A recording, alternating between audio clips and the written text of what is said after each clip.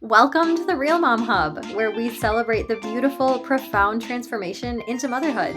It's a journey that shatters and rebuilds us in incredible ways. We share the voices of everyday moms in the trenches, honing and discovering their natural instincts and superpowers. We air out the hard parts of parenting people don't like to talk about. Because matrescence leaves no one unscathed, and let's be honest, it's as hard as it is joyful. So why not embrace it? Lean into the growth, the struggle, the magic. This is your opportunity for complete and utter personal transformation. We're so glad you're here.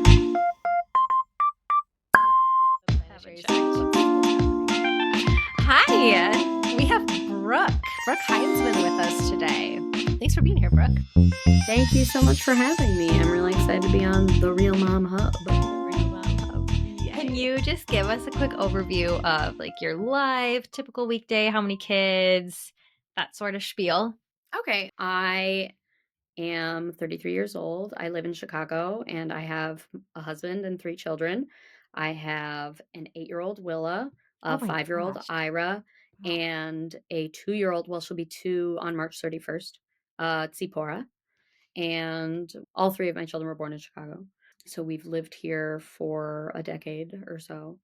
I'm a stay-home mom. My husband works in tech, and I was in the military for a year after my daughter was born, but I was in the military for a total of 7 years, but I did my first pregnancy and a year postpartum in the military before I was a stay-home mom full time. So that's kind of my work background. It's so hardcore. Yeah. And thank you for your service. Oh, well, thanks. You're welcome. For the listeners, when Kelly was like, oh my gosh, when Brooke was like, oh yeah, Willa's 8. That That's blows my because mind. Brooke and I went to high school together. So the fact that you have an 8-year-old. Yeah, that's It's- shocking. Yeah. No, it's like weird to me too. Like the other ones, I'm like, oh yeah, I'm definitely old enough to have children that age. But Right. Willa is just like, no, like she's 8, like she's a real kid, that You're like a is big weird. kid. So was there anything about motherhood that shocked you to the core?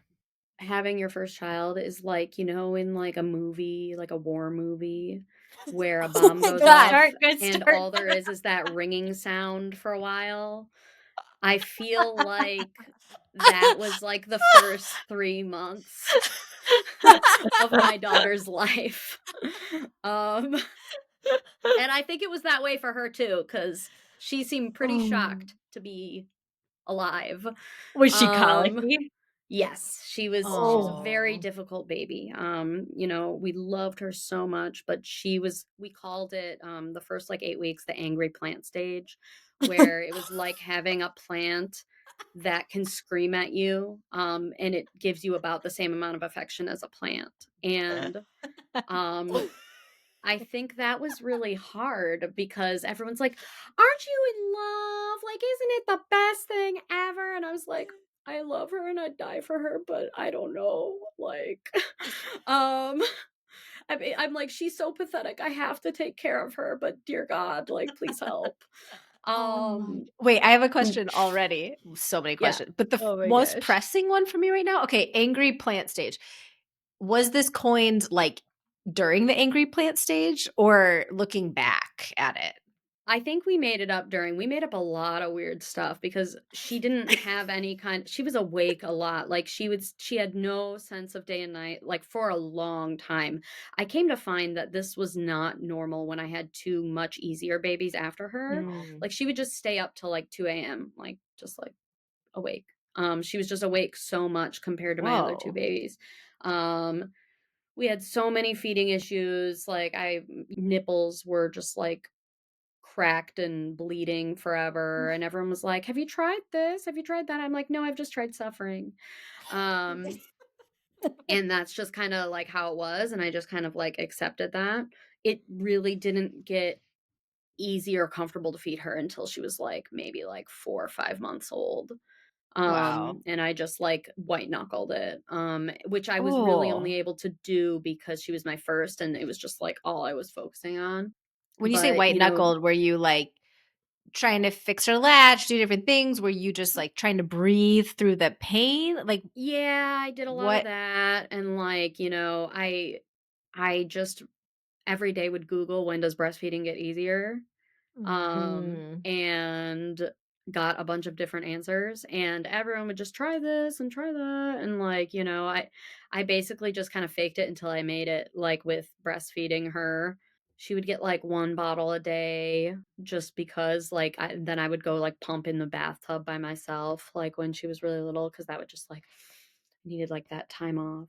Like in the water? Like take a bath and Yeah, like I would just like use like the hand pump in the Oh, Oh, bathtub and so just kind of smart. like sit that and is like try to smart. relax, taking the pressure off. Like, Nick is feeding her right now. Don't worry about it. Like, Mhm. she will eat food. There's just this weird kind of cave woman feeling of like, I need to feed my baby. Yeah. Yeah. And I think that I felt that very acutely with all three of my children.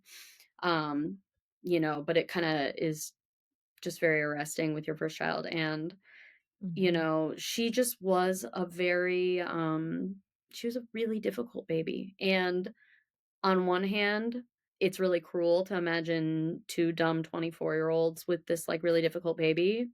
But on the other hand, it would be really hard to like have like two really like easy or normal babies and then have your third one be like a Yeah. really like, we like to joke that like Willa is like the head of like the children's union, and that she like collectively bargained for like baby rights. Like everything I tried to do, like don't co-sleep, and like, don't do this, and don't contact nap, and blah blah blah, like all the stuff that I tried not to do with her, like I just did right away with the other two because I wanted to live my life. Um and I was much happier and much less stressed with my son Ira's birth, and even like with Zipporah, like when I just was like, nope, I'm not going to stress about co-sleeping. I'm not going to stress about giving him a bottle like now and then. I'm not going to stress about like holding her while she naps. Like, cuz like when Willa was little, we would like do all this like bouncing and rocking and like whatever, and then like set her down in the crib, and then like stand by the crib, and then like after like 20 minutes she'd be like and like wake up. And that was just like my life until I gave up and just would be like, oh, I'm with my son. I was like, I'm just gonna hold him while he sleeps, or I'm just gonna put him in the baby carrier while he sleeps, and just accepted that he was permanently attached to me. And I was much happier. Like I just like not having that pressure. And the funny thing about that is, everyone is like, you're never going to sleep again. Like, they'll never learn to sleep and all that kind of stuff. And I can tell you right now, I did all of the wrong things with all of my children. And Ira is still like, he's always been a easy, good sleeper. Like he goes to bed, like has always slept in his bed, like easily and fine. And my oldest, like, still will be like, Mom, like, and there's just, you get the one you get, like so many of these things that like people like to attribute to like something they did, like people brag about like how good of a sleeper their baby is. I'm like, oh, do you brag about like how many diapers your baby makes a day? Do you brag about like, like how many times your baby blinks in a day? Like that's what you sound like when you brag about how your baby sleeps. Like this is a biological function that is like is going to happen or not. Like, it's nothing you did, Karen. Like it's just, you're just lucky that you have a baby with a decent temperament that sleeps. Wait, Some hold of us on. don't. Some of us have a baby that's like a bomb that went off and you can't hear anything but ringing from Save It Prime Ryan for like 3 months. And that's Have just how you it is. ever considered stand up? Like I'm Yeah, picturing that was your good. That sharp was mom stand up. yeah, I your mean, sharp brain kind of like processing through all these thoughts and kind of like really crafting a really good I good don't know. lineup. I mean, this is just stream of consciousness. Okay, I also think about that. I also have other questions. So when you're saying, they say don't do this, they say don't do all the things you're not supposed to do that you're doing. Who were the loudest voices for you, or mhm. why did you think, oh, I ought not to be sleeping with a baby on me, or whatever? Well, I got like a book about like sleeping, about like baby sleep habits, like when I was pregnant, from my cousin. And I'm convinced that she just had all easy babies, good sleepers, and she has 6 children. And Oh I wow. had talked to her Oh, about this, and she's like, I was like, how did you like do this? Like, and she's like, well, there's 6 because they all slept well.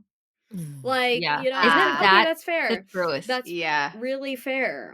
It could be so hard during the day, and then you get a good night of sleep and the next Ugh. day is totally new. Yep. Or it could be just actual hell if they Or it don't could sleep. be, Yeah. the same day for 20 days or more. The same day. Yeah. Yes. Yeah. No, for sure.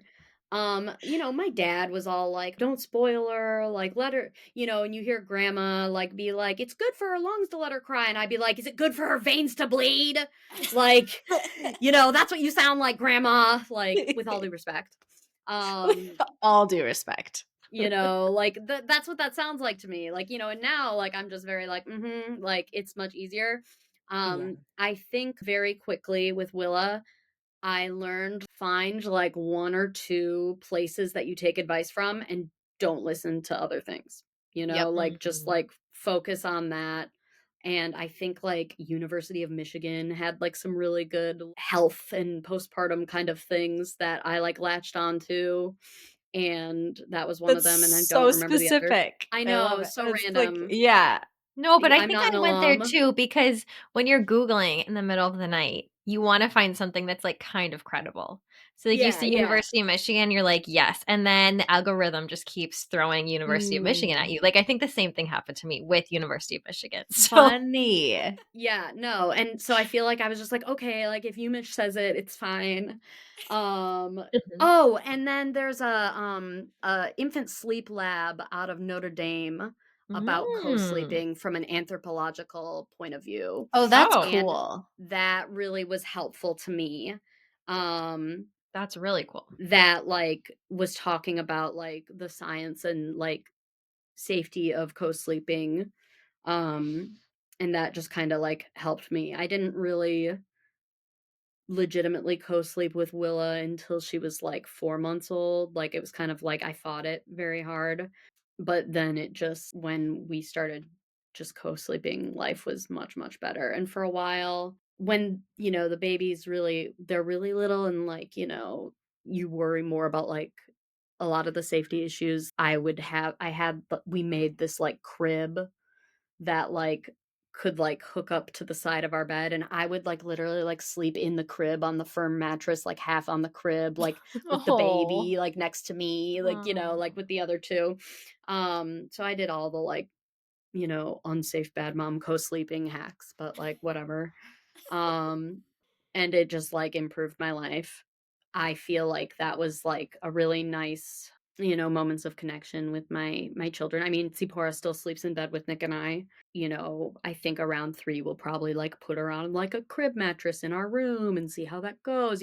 All of my children, like it's been a very gradual transition to their own rooms and independence, but I can tell you they eventually do it, and it's all been very peaceful and no tears or, whatever. And I think that that's been really nice.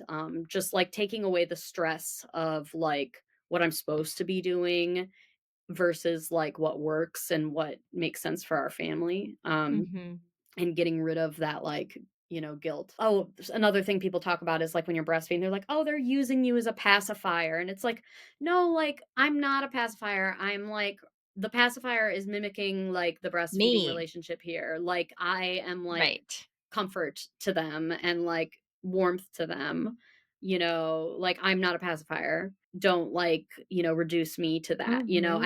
I don't like that. And obviously like when you have all three of my babies like struggled with weight gain in the early days, of course you need to like understand the difference between like nutritive and non-nutritive sucking. But What? like I've never. So how do you tell? I need to know this They're now. like you swallowing, can tell, right? yeah, like the swallowing, like the suck, Oh, suck, okay. Yeah. swallow, and like, just like all of that kind of stuff, like tell whether they're actually like vigorously nursing versus, Sure. just, comfort nursing. Pretty sure mine comfort nursed exclusively. Like they Yeah. No. never did the vigorous nursing. They just snacked all day. Yes, And mine there's were all nothing day I could do snackers about too. it. Like I would nurse them in the baby carrier like all the time. Okay, I did Um, not get that down yet. I'm moms that can do that. It's a superpower. I think it's an anatomy thing. Like I have It really yeah. saggy breasts, so they can just kind of go everywhere. Thanks Um, for the visual. it's like a windsock kind of situation. Oh, yeah. Oh, wow. Ira, I only nursed on one side, like one breast, because he just like wouldn't nurse like on the other side. And it Whoa. was just like Whoa. weird. Like, so he just like nursed on one side and it was fine. And I was just mega lopsided for like 3 years. Yeah, did that ever go Um, back? Are you still super lopsided? um, my right side is still like a little bigger, not like as pronounced as before, but like it is definitely like a little bit bigger. And Wow. I don't know if that's because of the nursing or not, but Wow. I have one nipple that is just like a better nipple. Because So like a specialist told you, or because your kids told you, or because you like it better? Like what makes it a uh better nipple? I think it was just easier to latch. And then I also think like because I'm right-handed, it was just like more comfortable for me. So, and that Sure. was another thing I just stopped stressing about. I was like, whatever. Like, that's the nice thing about like being a second time mom is like while things are still like new and every baby is different, every pregnancy is different, every, birth is different, blah, blah, blah. There's still things that you're just a little more like, okay, like I understand what is happening right now, as opposed to the bomb going off and you're just like, what is happening? So, have Um, you always wanted to be a mom? Because when you're talking, you're just so like confident and like, yep, I can't believe like it's blowing my mind that you were just okay with breastfeeding on one side. Like I'm Mine pretty too, sure actually. I would be like, I'm gonna die of mastitis every day. I don't know. I just like can't believe that you were so chill with that. So have you just like always felt like you're gonna be a mom and it just like was natural? I Because have that's what always it wanted to be a sounds like. mom. Fun fact, when we did like career day in high school, I actually shadowed your mom and said I was going to be a homeschooling mom. I forgot about forgot. that. You sure Yes. did. I did. I did. And I tell Nick That's about so that and he's funny. like, "Well, it's like half right, like I definitely couldn't homeschool. I that was like 15-year-old me, being all like into the concept of like being a stay-home mom and whatever. That's kind of what I always wanted to do. And for better or worse, it's definitely, what I like to do. I think there are difficulties. It's very like relentless in that like, when you have little kids at home, especially, you just don't get any time. I mean, I'm getting time away right now from my child, which is To cool, talk but about normally, Right at your 8 children. p.m. Yeah. yes. But normally I am with her right now, and she stays up super late. She doesn't really nap. She's like a weird kid. This is number 3. She Yes, number 3, Okay. Tsipora, Tippy. She's kinda like it's almost like she's like a college kid. She'll, like, sleep in and then not take a nap and then stay up till, like, 9:30. Whoa. Um, Oh my gosh. yeah, no, That she'll is sometimes fall asleep in the relentless. car or, like, sometimes fall asleep in the stroller. I once again, I just was like I stopped caring. Like, I was like, "Well, like, if you're gonna have a nap, get it in, girl." Like, No, she that's on doesn't. you. Like, I'm not gonna like orient my day around your nap. Like, like it's not gonna happen. Like you have 2 older siblings. Like we have things to get done. Like it's just not gonna go that way. I wonder about Um, that. I have a violin student who has 7 other siblings, I think. And I mhm. was texting her mom to like reschedule a lesson today. And I said something like, well, Nora will be napping, but I'll still have the other one. But I like need the lesson at my house. I can't go to where we normally go because Nora's napping. And she was great about it. But I thought, like, wow, 8 kids later, she's probably like, naps? Are you kidding me? But it only took, what, 2 or 3 for you to be like, naps? Are you kidding? It's just like I think at 3, like they outnumber you, and Mm. like on one hand, I always hated the idea of like, well, you just stop caring about things. That's not true. Like I do care. And I do like acknowledge her as like, an individual and like, give her my attention. But there are things where it's like, with Willa, like Willa could sleep in as late as she wanted. And like if my husband's gone, like Zippy's got to wake up because we got to drop the bigger kids off Mm. at the bus, like that's just like the reality of it. She was born into a house with 2 older siblings, and so it's different. Like my husband and I joke that your first child is like you form like this weird cult around like your first child, and like you're just kind of like obsessed with your first child. You're weird, like you're genuinely weird about them. That tracks.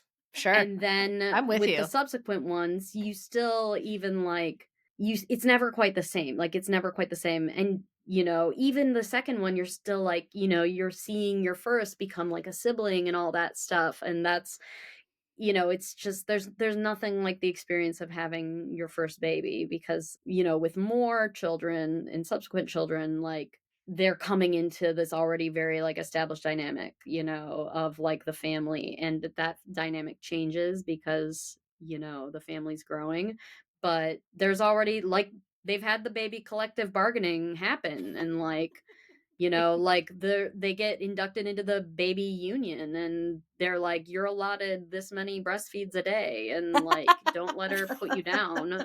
That's not in the agreement, like at least just that's how it felt like with my Oh gosh. subsequent children. And that taking that stress away, though, the stress of like what I was supposed to be doing or whatever, it made the experience of mothering a lot better, and just not having that mental, like that kind of white noise in the background of like all of the conflicting advice and things that people say. And then the other thing that I think is just, once again, people undersell is like, you get the kid you get, like, and you have to parent that kid. And that holds true from when they are baby to like, and beyond, you can't parent like an idea of a child. You have to parent, the child you have. You're acutely aware of it when they're a baby. Like you can't make them sleep. You can't make them eat. But, as they get older, like there's other things you can't like make them, do things. You can't really make them do things that you don't want them to do. Like not really, and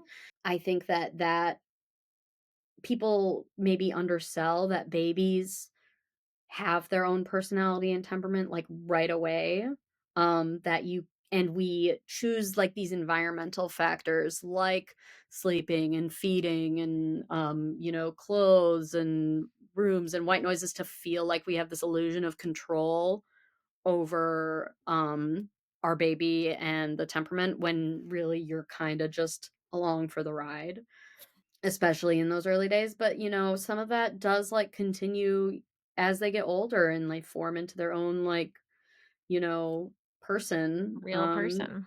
My son and my husband really clash like personality wise. Like they just And like, Ira is 5. yes, Ira's 5, and Ira, he's a lot like me, and my husband was just like, he has a lot of your qualities that I love in my wife but do not like in a 5-year-old. And I think that's really fair. Like, I think that's really fair. So I've been listening to, like, I feel like all of my podcasts right now, it's like these different experts trend. So like 3 different podcasts. One of them's a mom podcast, 2 of them are not. All recently had guests on talking about personality changes in adults and how things Huh. like, isn't that funny? Like Things like personality changes as we evolve? Yeah. Or Yep. okay. My question is, are there traits since becoming a mom that you feel like you like have changed for you personality wise, or even just like things are really good at? Because our kids like obviously have these huge personalities, but I don't Mhm. feel like we think about ours often Yeah. because Yeah. there's I not feel like time. I've definitely mellowed out, I've Mm, become a less harsh person. mm, I've definitely learned to like manage my emotions better. I do like, I definitely like holler at my kids more than I would like to. mhm. But they'll be like, "You're yelling, mom." But meanwhile, I'll be like in the kitchen, I'll be like, "Kids, come down for dinner." And they'll be like, "Stop yelling." I'm like, "I'm yelling over the Pokemon, I'm not yelling at you." Like, but noted. Um, I think that I've definitely become a more like whole person as Mm, a mom. I definitely feel like becoming a mom really like started a process of just general like healing and self-acceptance for myself. And I've cut out toxic things that, weren't serving me. Like it was more easy to do that after I became a mom. Bad relationships and whatever. It was easier to be like, I'm not gonna like model that for my kids. And, mhm, maybe that's sad. Maybe I should have been able to like, do things just for me and stuff like that. But, it's neither here nor there. Like when I became a mom, it was easier to see the things I didn't need. Um mhm. And I feel like that has helped me grow into a more balanced person. And I think that I've gotten a lot more empathetic and better at, like, that perspective taking, and I noticed this the most with my first, like, who once again, like, just crazy things she would do. She would sometimes, like, when she was a baby, she would just wake up at 2 a.m. and just be, like, awake for, like, 2 or 3 hours, like, and she Wow, would do that Sweet. well into toddlerhood. And oh my gosh. so what I'd do is I'd get up with her and I would put on Mr. Rogers, like the OG Mr. Rogers, Oh. because Oh. he would like parent me. Like, and Mr. Rogers would like teach me Mm. to like cope at 3 It's a.m. or really whatever. cute. And I Mhm. also felt like, because I'd be so tired and I'd just be on the couch and like Mr. Rogers would be on. Mr. Rogers isn't it's not like mega stimulating. So I was Mhm. Yeah. like, you know, if I'm like, okay, well, you're gonna be up at 3 a.m. Like you're getting Mr. Rogers, you're not getting like Curious George or, Right, whatever. something Like, fun, yeah. yeah, you're getting like the calm Mr. Rogers and like the trolley and Mhm.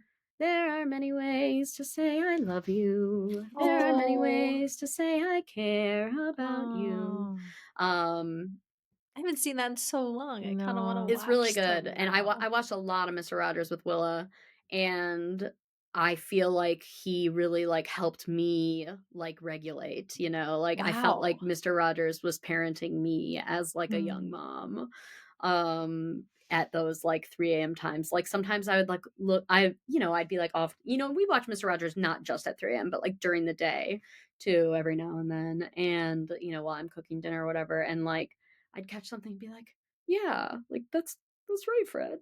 Like Fred. um you know I like I love would just that. get things from him. So, that just like helped me like, calm down. Were there Fred any other that's brilliant, which is why I'm asking, were there other brilliant things that you did to, like, stay connected to yourself during that crazy phase, like, you can remember 8 years later? um I liked to write stories a lot. I always needed to like do like a creative pursuit of some kind, whether it's like cooking or sewing or, writing. Not for any economic pursuit, but just because I'm someone who likes to make things and, likes to do things with my hands, like painting a room or like, doing a wallpaper project or, like that kind of thing. Like, I would say I really like to, make something every day. Um, and that kind of helps me. Um, I would say that that's still pretty consistent. Mhm. And then it can kinda, Zipporah was kind of, like, afraid of my sewing machine for Mm. a while, so, like, that went away for a little bit. Like, I would put her in, like, the little, like, I don't know, baby seat thing, and, like, I would put her right there and then, like, try to sew, and she'd be like, like, Sad. this, like I Baby. know, it was, like, really sad. Um, but, just general creative pursuits. Like, I'm not a master of anything, but I just like to do things, I like to do creative things, and I think that's always been very good for me to do. I like to I'll call people on the phone just to, like, talk while I do laundry or whatever, that, like, Mhm. helps. Um, but yeah, I think that that helps keep me going. Makes sense. I want to go back to when you were talking about becoming a mom helped you identify like toxic things in your life and Mm. like A, identify them and B, for whatever reason, choose to cut them out, whether it was you had the courage or just felt like it was necessary to protect your family, whatever. That's a pretty huge realization, a pretty huge, I would say, like turning point in someone's life. Or at least I've had a similar experience with becoming a mom. It's just a different perspective on things. So I'm Mhm. not going to No, ask you totally. to dive into yuck unless there's something you think No, would be no, helpful to totally. hear. But I'm also curious, like, while that was happening, if you had this like a realignment of values or a shift in perspective that's influenced your lifestyle, how you want to parent in deeper Yeah. ways? I guess like when it comes to like having like a bad relationship um in your life, I was like, I have a kid now and I can't let her see me treated badly by this person because then she's going to think that that's okay.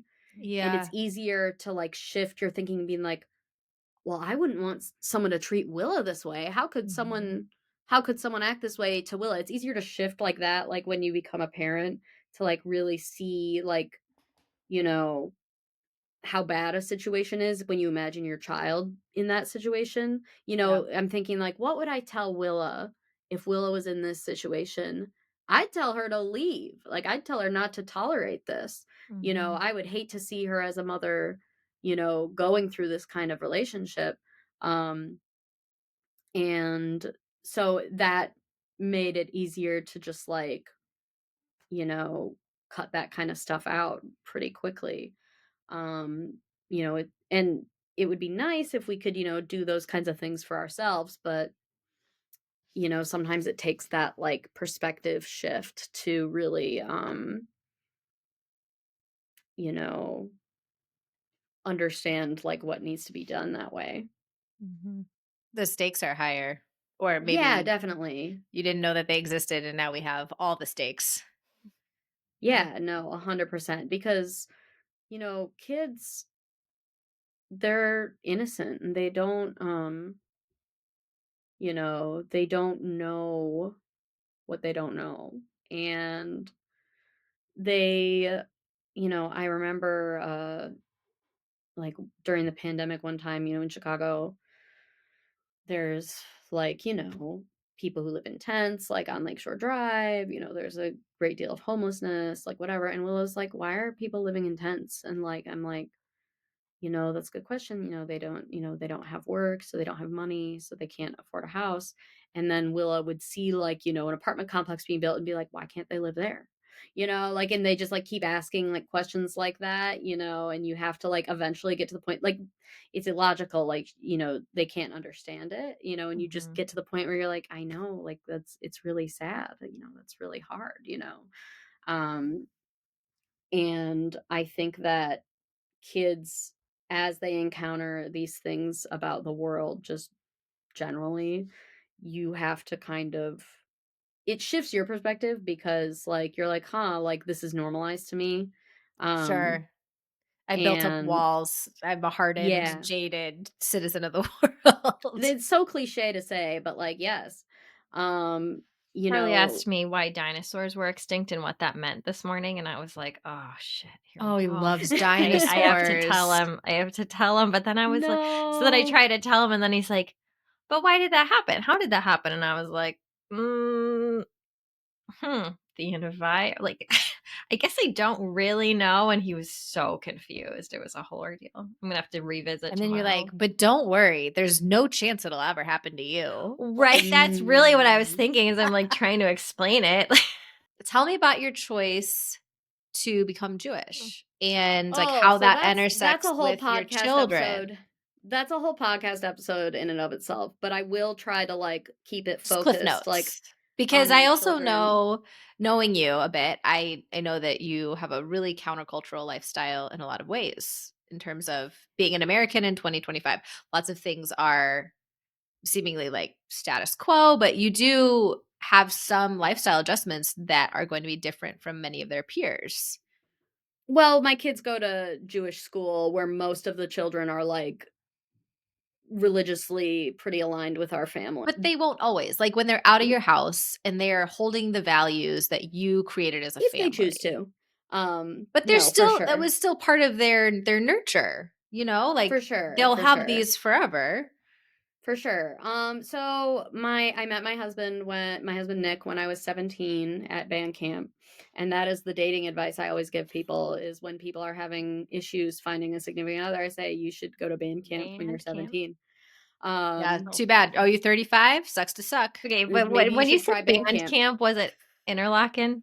Yeah. Okay, so like Okay, well, not everyone knows that Interlaken is prestigious. It's not like your But I average think band. band camp, yeah, it's Yeah, no, it's Yeah, very no. fancy. I met him, and he was probably the first Jewish person I'd ever really met besides Mrs. Schneider, who was scary. Mhm. I met him, and he's like, "Oh, like, I'm a cashew, like, my dad's Catholic and my mom's Jewish."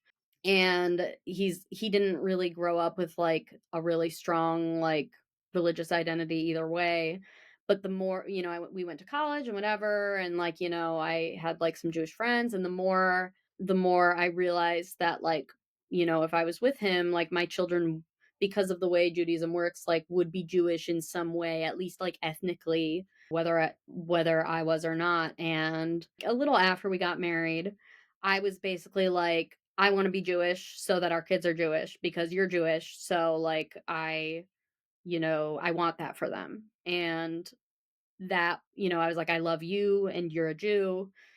And he was like, yeah, I guess, like, so that was like when I was pregnant with Willa, I did my first conversion to Judaism, which is a whole process and whatever. And I did it through the Reform movement. After, I guess like 7 years of life, I did another Orthodox Jewish conversion when I was 36 weeks pregnant with Zipporah.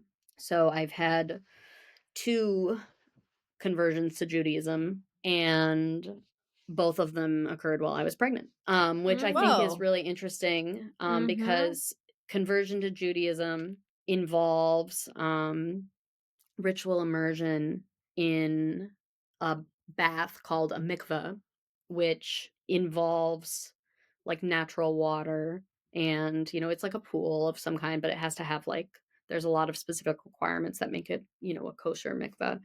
And, a lot of times, people say that, like, converts to Judaism are born with Jewish souls, but conversion gives them a Jewish body. And that in the process is in many ways like, like birth. And like when there's a specific way to immerse in the mikveh, you have to like lift your legs up and like be like completely surrounded by the water. And it's very fetal and it's very parallel to like the waters of the womb. And I felt both times very much connected with my daughters, like through that process of, a spiritual, physical ritual that mirrors like the intimacy of pregnancy and birth. And I think that, it's just interesting that I guess, experienced that, both with, both of my daughters in a way. Mhm. Um, and I would say I really believe in living this way and like living this life. My children are very proud and very strongly rooted in their Jewish identity, because they live a Jewish life, which entails a lot of things that I guess people find it affects your diet, it affects like the way that you like conduct yourself, it affects things you can do, things that you're obligated to do, things that you shouldn't do.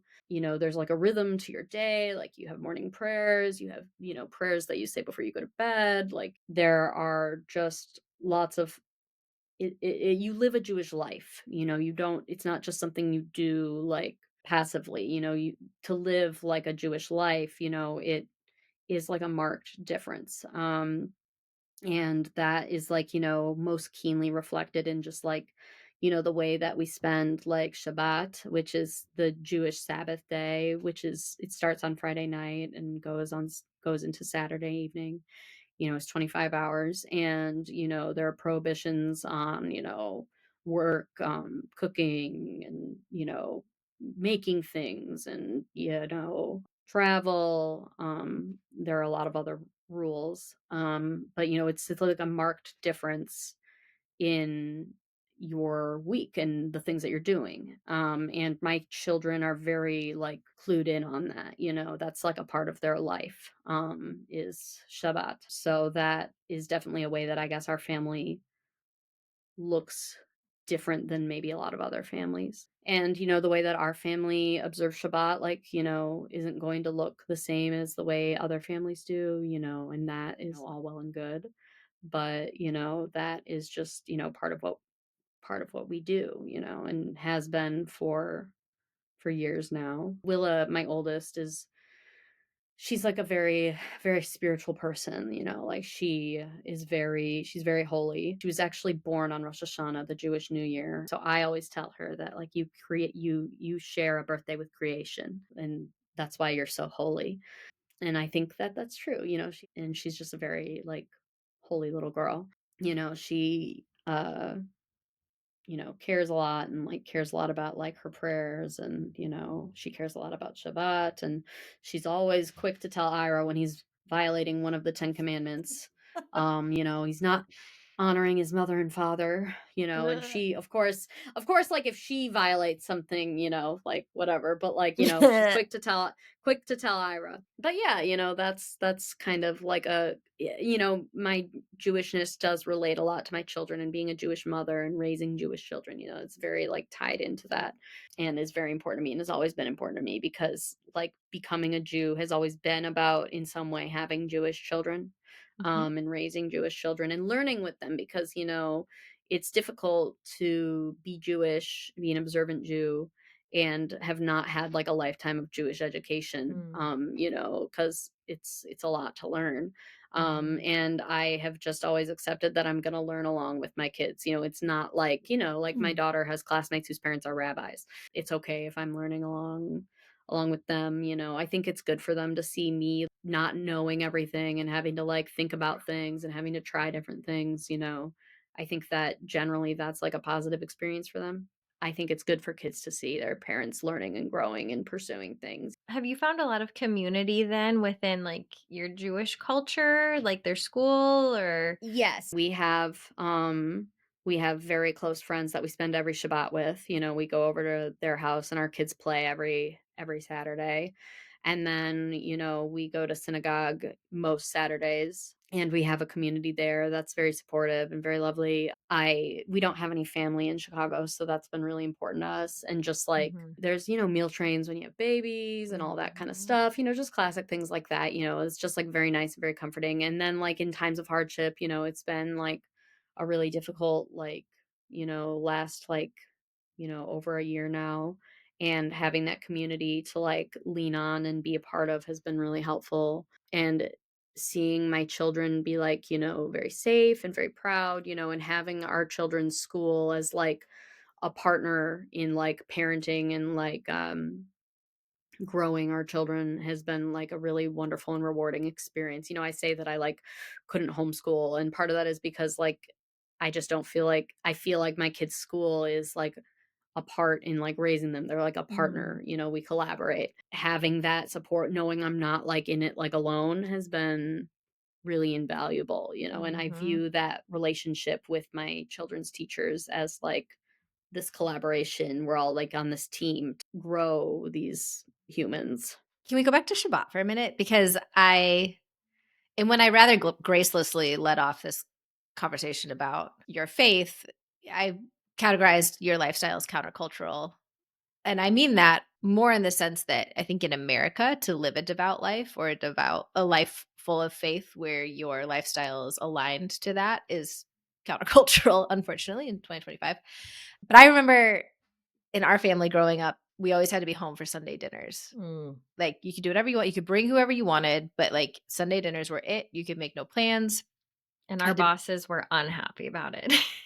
Yes, like down to our work schedule. That was a demand. And I remember in high school, people thinking like, oh, that's so strict. Like you're so strict. And now I'm thinking about your celebration of Shabbat. And as a parent, I'm thinking like, wow, what a gift to have that structure built into every single week, just as a family. So I'm curious if you can speak to what that looks like for your kids, like how that shows up in your family time together. It's what they're used to.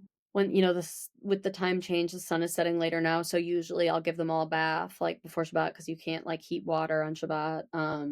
There's a lot of planning involved. You have to cook everything in advance, and it has to be all like heated up a certain way, so like the kids are used to that. So but then that frees me up from cooking and like They know that we'll wake up in the morning and that we'll always have some kind of special breakfast, whether it's like bagels or coffee cake or, one of those things. Like we'll always have like a special breakfast on Saturday morning. And then we'll go to synagogue and we'll go, and like synagogue for me is kind of like me time, because like the kids go off to like the child groups. And so I get time. And then it's an Orthodox synagogue, so men and women sit separately. So my husband is off like with the men and I'm with the women, and like it's really time for me to just kind of like exist as an individual, which I really enjoy. And then my kids will be off like learning or doing prayer and doing the kids groups, and then we'll go to lunch at synagogue. Like there's usually a spread for lunch, and we'll eat that and do that and socialize with people. They'll play with friends and talk, and then we'll come home. And on Shabbat you can't do things like draw or write or color, and so shouldn't watch TV, shouldn't so usually like a lot of times like Nick will play backgammon with the older kids. That's a little hard, like with the 2-year-old. She wants to like get in everything, but we'll get there. That's that's an important lesson that you can learn from Shabbat, is like just because things aren't exactly where you want them, like that this Shabbat doesn't mean they're never going to get there, So like someday would I love if we're all just like playing like board games together and like spending all this time together, instead of like the 2-year-old like, Godzilla like destroying like whatever they're doing. Like, yes, but like, like we'll get there. Like we'll get there someday. Basically, it's just a day for connection and family. We don't spend money on Shabbat. We don't drive on Shabbat. So that really does limit activities to like, being at home. But a lot of times it is a day for kids to like, have play dates and play with their friends and whatever. Like, when you have like a community of people all like doing this thing, doing Shabbat, like it doesn't, it feels like the normal thing to do, so like, you have like Shabbat play dates, with other kids. It's just kind of a day of, people go, everyone, when the weather is nice, everyone's out for like Shabbat walks in the neighborhood. But, it kind of like forces some of those activities that you probably like wouldn't do, when you don't have limited things when you have limited things that you can do, it like allows you to like connect in different ways. And I try to focus more on like the spirit of the day. There are sometimes things that you're like, oh, that's just not a Shabbat activity, like, you're not supposed to think of like weekday things, you're supposed to, it's supposed to be like an elevated day. You're a mother of 3 kids and you can't get hot water. No. How do you make coffee?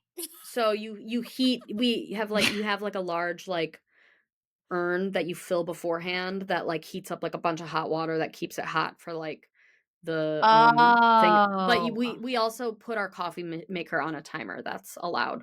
Callie's relaxing. Yeah, I can I'm just feeling see her. better. no. I She's spent like thinking about this for like 5 minutes, like this Yeah. whole day. I'm like, Brooke's just sounds perfect, except that you don't have describing coffee. this beautiful, no. like family focused No, that connect, would and you're be a like, problem "Where's for the me too. coffee?" I was really stuck. Thank you. No, I drink like 6 cups of coffee a day. That would be a huge problem for me. I'm feeling like when we went on those camping trips for 2 I was weeks just straight, thinking that. and we all had yes. our tasks and everything had to be really different, and you were like yanked out of your environment. It was just, it's like that, a little bit of that Yeah. every single week. And we always came out yes. of those camping trips. We were like dad's little team. army. Yeah, we were a team. And it's just a day that you have. I'm not trying to ignore the spiritual reasons at all or the cultural significance, but on a parent podcast, I mean, what an incredible gift for your whole family. Mm-hmm. Yeah, no, I mean, I think it is really good, and we all engage with it different ways. Like my husband and I have different levels of like, we're both different Jews and, do things differently. But I think that's also really good for our kids to see, is just like, that mom and dad like do things differently, and, that's okay. And I think that's good for kids to see, is difference in how how their parents like navigate things and still like treat each other with respect and like understanding of one another. I think that that's generally a positive thing. And I think it's, helps keep them from getting too dogmatic. Yeah, that makes sense. Speaking of Nick, tell me about how your relationship changed with each other when you became parents. You met really young, you were together for a while, like you were very intentionally married together. Then you have this baby. Did I anything think we like shift? clung to each other for dear life. Like I think with Willa, especially, like, we were just, like, really trying to, like, survive. We didn't, like, have let anyone visit us for at least the first, like, 4 weeks, and I think Oh, that was wow. largely because we felt like we need to prove to ourselves we can do this. Like, and I'm Oh. like, we just had this mindset of just, like, and honestly, like, I admire us from then because, let's be honest, like, a lot of those early visitors aren't particularly helpful. We did My friend Sarah came. My friend Sarah came early on, and she, like, got a hotel and came and did the good friend thing where she literally just, like, cooked meals and, like, that's it, and, Oh, like, she didn't, like, fuss or do it. She literally just, like, cooked and cleaned and, like, stayed out of the way because we were navigating all of these, like, breastfeeding issues and sleep issues and whatever. But, good like, other friend. than that, like, I think we both just had this feeling of, like, we need to prove we can do this, and that was kind of it really brought us, like, really close together. Like, we were, like, all us 3 were all we had in the world, Mhm. and I think that is, like, that was how it went the first time. And I've as difficult of a baby as Willa was, like, I look back on it really, really fondly, and I really, Oh. really, like, am grateful for that time, and I can't say that it was the same with our subsequent children just because it's so much harder to be parenting other children while you're postpartum. There's much more, like, tag teaming, like, Nick take the older ones out, like, to go do something while I stay home with the baby, and that's isolating and really hard, and, like, whereas, like, when Willa was born, it was like, we're in this together and we have each Mhm. other. Where, I'd say that's definitely the hardest part about adding children to your family is just that, feeling of, like, kind of having to divide and conquer, is just really difficult, and, like, that, yeah, that's just, like, how, like, that's where, like, the postpartum period really differs. Like, you're wiser, things are less shocking to you in a lot of ways, but, you don't have the same, like, laser focus on just, like, this one baby, or, it's a really different experience, and I feel like the postpartum period was just more of, like, a blur in a lot of ways with the other ones, whereas, like, while having Willa, was so hard, and it was also, like, I felt like Nick and I were, like, extremely close through that experience of having her, and, like, when Willow was born, Nick had, like, never even really held a baby before. Like, he, like, had no experience, like, Mhm. and he very quickly became, like, a really hands-on, like, very good dad. He just knew that, like, she and I needed him. Like, we really needed him. We needed his help. We needed his care and his support. And he, like, really rose to the occasion, when Willow was born, and he really grew, and I remember with, poor Nick, with Willa, I'd had an epidural with Willa. She was my only baby that I had an epidural with. And I remember it was at that time where I still couldn't stand up and walk, like, yet, and baby Willow was just, like, screaming her ever loving head off, and, like, poor Nick is like, "Oh," like, and he just, like, picks her up and, like, held her, like, like, and he's, like, trying. I was like, "Bring her to me, like, I'll try and latch her," like, it was just, like, a total mess, like, Yes. that first night in the hospital was just, like, a total, like, absolute mess, and then I had them, like, I'm like, "Take her to the nursery, like, I need to sleep," like, whatever, and then they're like, "She's hungry," and I'm like, "Well, I don't know how to feed her, so thanks." Yes. Um, it was an intense, like, bonding experience. I think that, for dads, like, it's the idea is so abstract to them because, like, when you're pregnant, like, you're getting used to this, like, idea of being a mother, like, you do have this connection with the baby, whereas, like, when the baby's born, suddenly he's a dad, and they Mhm. have to, like, all the baby really wants is you, so he has to, like, his job is kinda just to take care of you while you take care Mhm. of the baby, like, and that was kind of the name of the game, and I think, yeah, we definitely, like, grew a lot closer through that, once again, like, we were, 24 and clueless, but I look back on it very fondly. That's I love cute. That's it. just nice. I wonder how many couples would say the same. Yeah, I I mean, mean, it's hard. yeah, I look back fondly too, I suppose. we were watching massive amounts of Chuck, the TV show, and I had gone dairy-free to try to get rid of Charlie's colic. Like, I thought maybe it was a dairy. So I was eating massive amounts of Oreos because they're dairy-free while we were watching this. I loved it. Honestly, it was like the most disgusting time of my life. And I'm like, that's really fun. Yeah, no, Wow. we watched like a bunch of TV too. Like we watched just like random shows, like with all three of my kids. Like I have like shows that I like associate with That's like being on the funny. couch nursing with like Just each of my forever. children, just like at 2 a.m. like for like a night feed, like because I Yes. would usually my babies were like kind of like sleepy, not good nursers. So I would when they were really little, I would have to take them out of the bedroom to like really wake them up to get them to nurse Oh my well, gosh. like in the early days. So I would like put on like a TV show and like, you know, strip them down to their diaper and like really get them like, you know, like I'd have to change their diaper to get them to like, because they'd just be like, like fussing and like Mhm. not waking up enough to like really eat. And you're like, no, this Um, is go time. We have things Yeah, to do. no, exactly. It's just like, we're not going to do this. Okay, I'm gonna wrap us up and ask the Callie closing has to question edit. She's because I always have to edit. What? And this you might have to take a second to answer. What makes you feel beautiful or valued as a woman? There are certain rules around intimacy in Jewish marriages and certain times of the month that there is separation between a husband and wife, and then you go to mikvah, the same thing that you do for conversion, and you immerse in the mikvah, and then you come home, and then you're allowed to be intimate with your husband again. And when it's a mikvah night, you know, I'll usually come home and the house will be like perfectly clean and the kids will be in bed. And sometimes there'll be like flowers or like, you know, there'll be Oh like my candles, gosh. like, you know, like, and they'll be like super nice, you know, not every time, but a lot of times. And I just feel like so like queenly, you Yes. know, that just feels so like nice to me, you know. And then, you know, we can like, you know, be more physically close, like we can be more free with like physical affection, like hugging and like holding hands and like all that, you know, we can kiss again and whatever.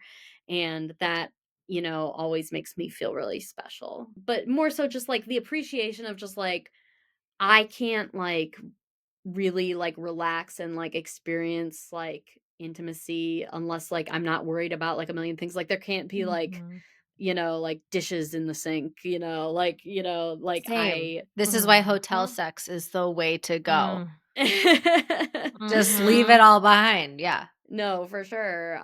And so that feels so nice. Like it's like, oh, like that, and then that makes me feel just like very like I feel like connected like with my femininity, like, you know, after like, you know, going to mikvah, like because it's very like kind of like a spa like experience. Mm. You know, so I just feel much more like grounded as like a woman in person after that experience.